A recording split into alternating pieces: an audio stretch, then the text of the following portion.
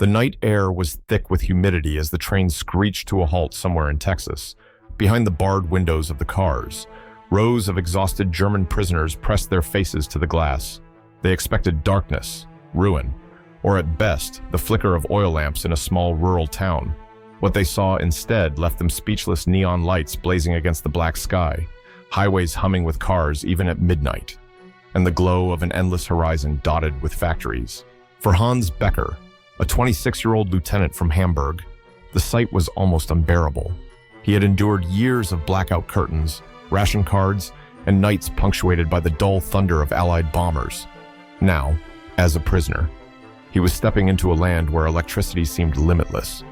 He whispered to the man beside him, "Even Berlin never looked like this." But what struck them most was not the light, not the food that awaited them in the camps, nor the cigarettes given freely by American guards. It was the hushed conversation they overheard between two young GIs standing at the station platform. "Got paid last Friday," one said, laughing. $40 for the week, and I sent half of it home. My wife says she's already saved enough for a new washing machine." The prisoners stared, confused. $40 a week. That was more than a month's salary for a German lieutenant. According to Reich pay scales in 1944, an Oberleutnant received about 210 Reichsmarks per month, even adjusted loosely. It was still less than what this American private casually pocketed. The shock rippled through the ranks of prisoners like electricity. Hans clenched his fists. He's just a soldier, a private. How is it possible? The train doors opened, and the POWs were marched toward the camp gates, their boots crunching against the gravel. But none could shake the words they had just heard. Could it really be true that an American private, barely trained, barely older than a boy, earned more than a German general commanding divisions? And what they would soon discover went beyond paychecks. The camp they entered was orderly, almost unsettlingly so. Barbed wire fences gleamed under searchlights, but the barracks inside were clean, lined with wooden bunks and stocked with blankets. At mealtime, trays were filled with meat, potatoes, bread, and even dessert. Hans sat silently, pushing food around his plate, when Karl Weber, a 19-year-old infantryman, leaned close. "Did you hear what those Americans said about money?" Karl's voice trembled. Hans nodded. "It must be an exaggeration. Propaganda for our ears." Yet, as the days passed, more fragments of truth surfaced. German POWs who spoke some English translated conversations between guards. They heard talk of wages, of buying cars after the war, of sending dollars to mothers and wives. Some even saw envelopes arrive on payday slips of paper, confirming amounts far beyond what any German soldier had ever dreamed of. According to American Army records, in 1944, a private earned $50 per month. With allowances, some made nearly $70. By contrast, a German general's base salary hovered around 600 Reichsmarks, often less in real value due to inflation and shortages. The math was irrefutable. The realization gnawed at them. How could an army pay its privates more than another nation rewarded its generals? What kind of country had such wealth? But the most disturbing question lingered. If America could afford this for its lowest ranks, what else was it capable of? At night, whispers filled the barracks. They say these soldiers can buy chocolate every day. Some wrote home that they own refrigerators. Refrigerators for a private, even our officers don't have that. Hans listened, torn between disbelief and dread. Nazi propaganda had promised that America was corrupt, a place of poverty and unemployment, where chaos ruled. Yet here was evidence, undeniable and humiliating, that the opposite was true. "If this is a lie," Hans muttered one night, "then it is the cruelest one I have ever seen." But what they saw next would be even more shocking, because soon they would understand not only what the soldiers were paid, but why America could afford it. For years, German soldiers had been told that America was a hollow giant. Nazi radio broadcasts claimed the nation was decadent, crippled by unemployment, filled with racial unrest and violence. In speeches, Joseph Goebbels mocked American democracy as weak, its soldiers as undisciplined cowards motivated only by money. Yet inside the wire fences of the Texas camp, Hans and Karl saw a different world unfold before their eyes. The guards were young, often barely 20, but they carried themselves with a confidence that came not from ideology, but from security. They knew they were well fed, well supplied, and above all, well paid. One morning, while POWs lined up for work detail.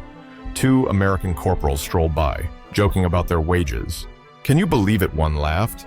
"My cousin back home works at the Ford plant, and he makes even more than me. Says he's saving up for a brand new car war's not even over yet." The Germans froze. A car.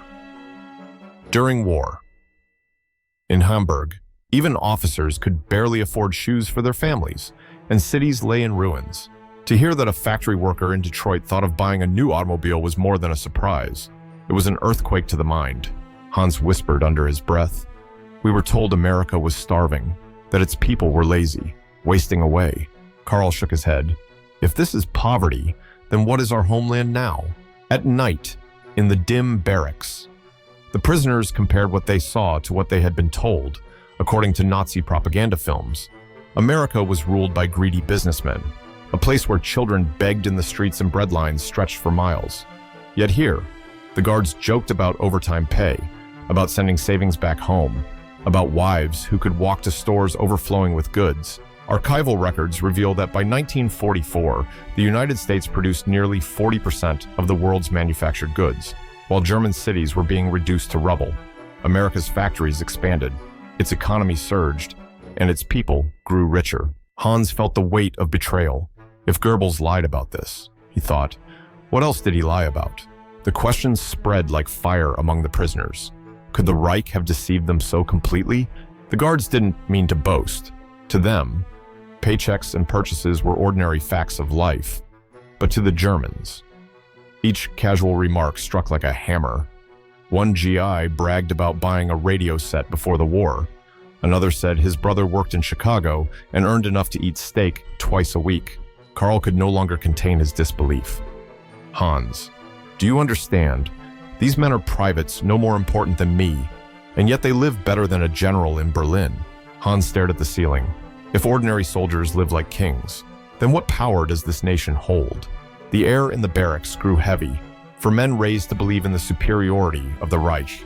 The sight of America's abundance was more crushing than any battlefield defeat. And soon, they would learn that the paychecks of American soldiers were not an accident, but the product of a system far larger than they had ever imagined.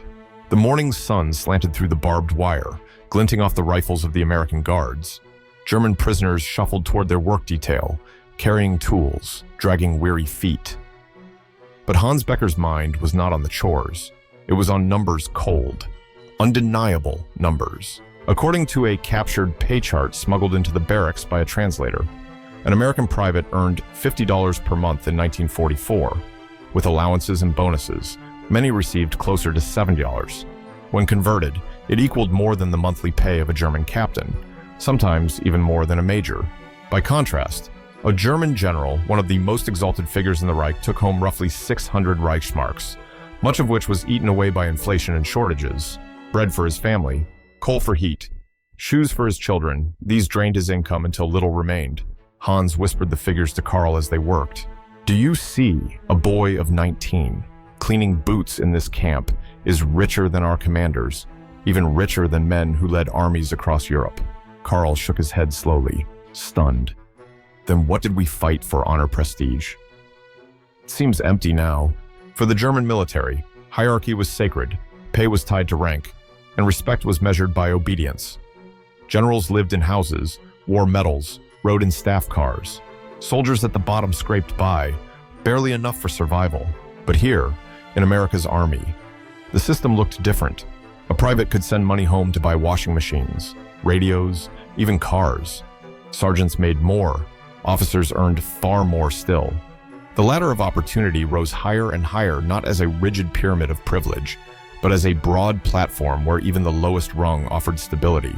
Hans tried to imagine it, a society where even the common soldier was valued, rewarded, and protected. Could such a system exist? And if it did, what did it say about the Reich, which starved its men while demanding their loyalty unto death? That night, as the men sat in their bunks, one older prisoner spoke bitterly. "In Germany, I commanded a company. My pay could barely keep my wife fed. I told my son to wear his shoes until the soles split." And here a private speaks of steak dinners and refrigerators. The younger men fell silent. Prestige was worthless without bread. Medals were hollow when families at home scrounged for potatoes. Archival sources confirm the disparity. By 1944, the average American soldier's wage had a purchasing power unimaginable in Europe. The GI's paycheck was a symbol not just of wealth, but of a nation's ability to take care of its sons. Hans lay awake, staring at the wooden beams above him. The sound of crickets seeped through the night air, mingling with distant laughter from the guard posts. He clenched his jaw. If a nation pays its privates more than another pays its generals, which army is truly stronger? The one with medals, or the one with money and security? It was not just a question of economics, it was a question of faith, of ideology, of truth.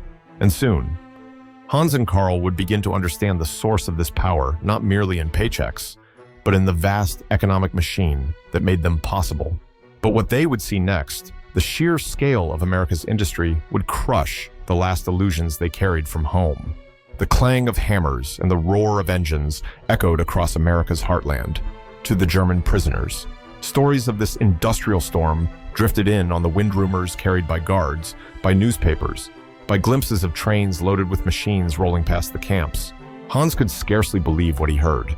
A single factory in Michigan Willow Run was said to produce a B-24 bomber every hour, according to archival records. By 1944, it was turning out more than 650 planes each month. One factory alone outproduced entire Luftwaffe divisions. Karl leaned closer one day, his voice hushed with disbelief.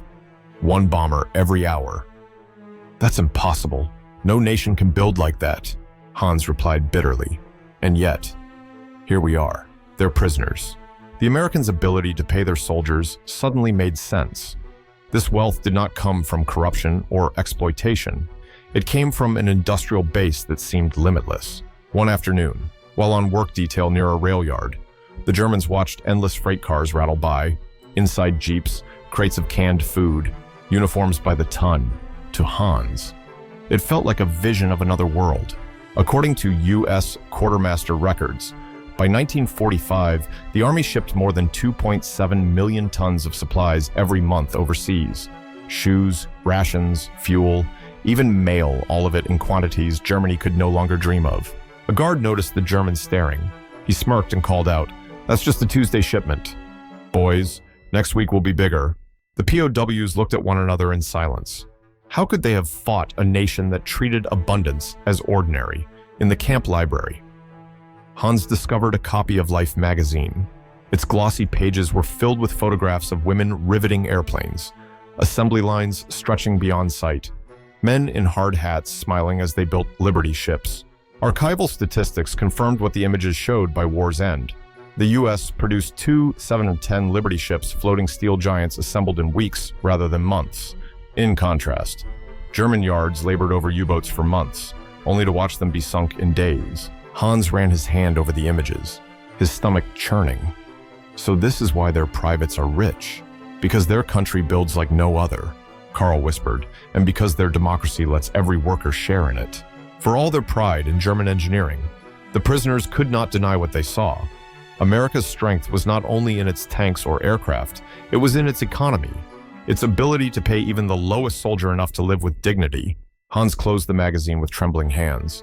"It is not just bombs that defeat us," he said softly. "It is this, the proof that their system works." And yet, the most painful discoveries were not in statistics or factories, but in the small, human details. Soldiers speaking of buying gifts for their wives, of saving for college, of futures beyond the battlefield. Those conversations cut deeper than any numbers, and they would soon become the focus of Hans and Karl's quiet observations. The camp buzzed with life on payday. Hans and Karl often watched from the shadows as American soldiers opened their envelopes, unfolded slips of paper, and laughed about what they would buy. To the GIs, it was a routine moment.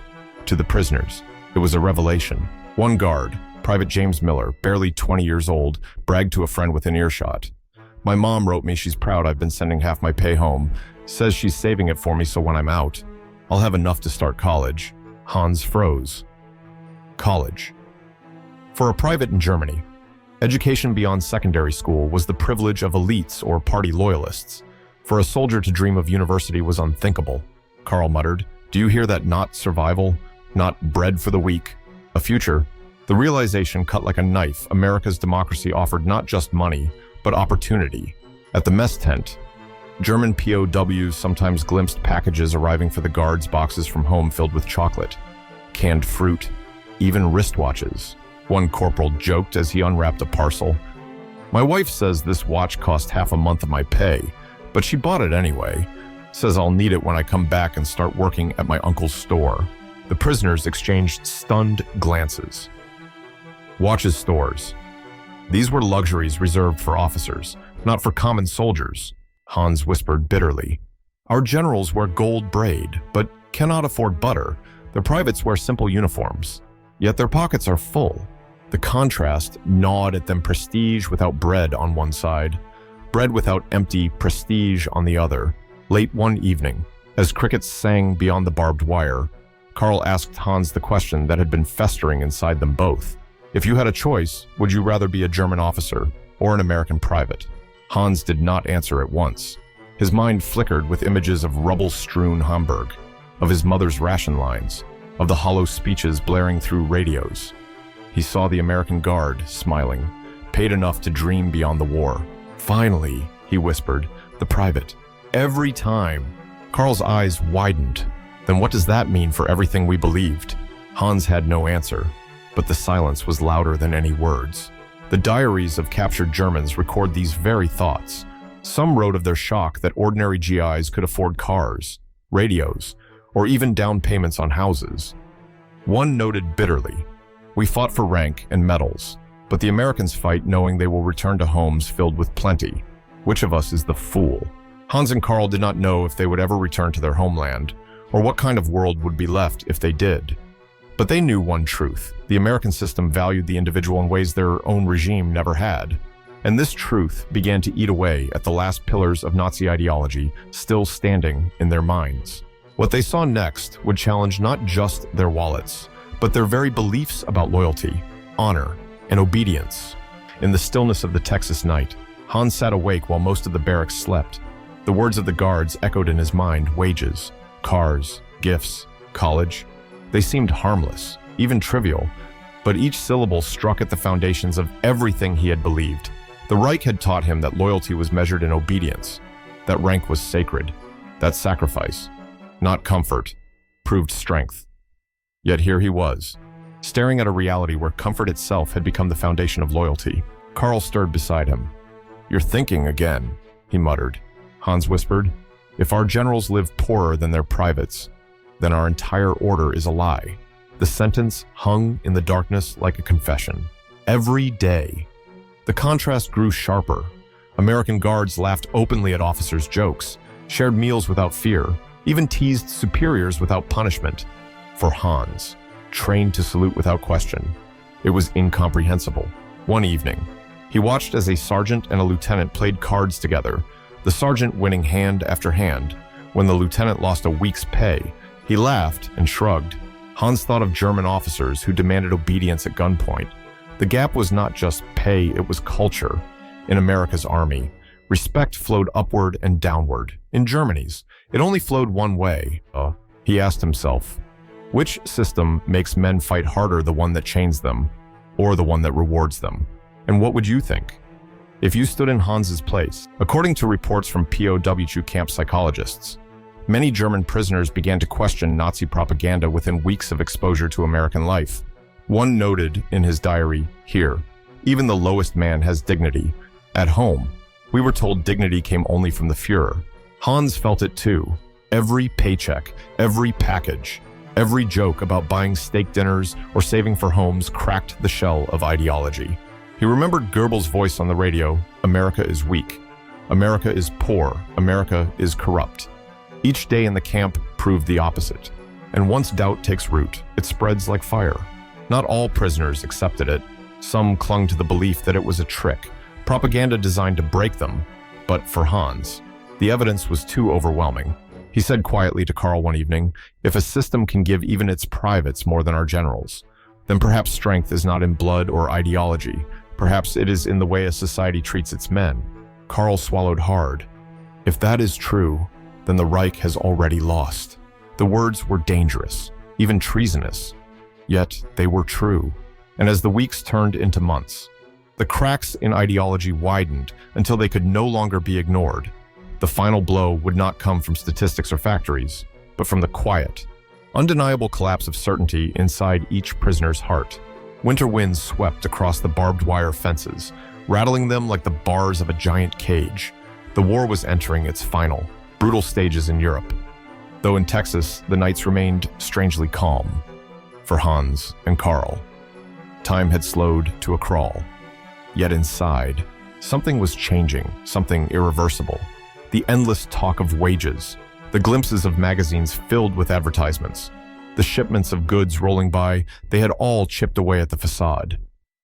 Now, what remained of their belief in Nazi superiority cracked like old plaster. One evening, a group of POWs huddled in the barracks as news arrived, another German city bombed, another general's empty promises broadcast over scratchy radio. At the same time, guards outside were laughing, pockets filled with pay, dreaming of the cars, houses, and futures that awaited them. Hans whispered, almost to himself. They fight for tomorrow. We fought for nothing. It was not defeat on the battlefield that hurt most. It was the discovery that everything they had believed, the hierarchy, the discipline, the propaganda was hollow. According to Red Cross reports, by 1945, over 371,000 German POWs were held in the United States. For many, the experience of captivity became the first true glimpse of democracy. They saw a system where ordinary men could live with dignity, where a paycheck could outshine a medal, where opportunity, not fear, bound citizens to their nation. Karl asked Hans one night, "Do you think we will ever live like that? Not just survive, but live." Hans paused, then answered softly, "If we are lucky. Perhaps our children will." When news of Hitler's death eventually reached the camps, there were no cheers, no outbursts, only silence. For Hans and Karl, the Führer had already died long before in their minds. On the day they realized an American private earned more than a German general. The collapse of faith came not with gunfire, but with numbers on a paycheck, with the sight of abundance in a land they had been taught to despise. And in that quiet, painful recognition, they understood the true power of America was not just its bombs or its industry, it was its ability to make the lowest soldier believe that his life, his work, and his future mattered. Hans lay awake that night, staring at the ceiling beams. He thought of his father, broken by war, of his mother waiting in ration lines, of a Germany built on sacrifice without reward, and he thought of the guard outside, smiling as he rode home, paycheck in his pocket, dreaming of life after war. The illusion was gone. Certainty had collapsed, and all that remained was the bitter truth.